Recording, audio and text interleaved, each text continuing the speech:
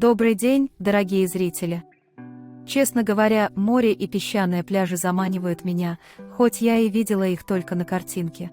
Я сегодня расскажу вам об итогах нашей рабочей недели, а потом, может быть, хоть виртуально помечтаю о поездке в Боровое.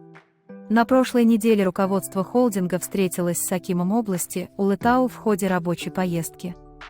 На встрече обсудили финансовую поддержку аграрного сектора, малого и среднего предпринимательства, а также развитие жилищного фонда в регионе. Также прошло торжественное открытие региональных филиалов фонда «Даму» и аграрной кредитной корпорации. Журналисты Тенгри Ньюс написали обо мне и о моем новом коллеге Армане, где рассказали своим читателям о нашем проекте и о его важности в современных реалиях. Полную статью вы можете прочитать на нашем сайте, а также на сайте Тенгри Ньюс.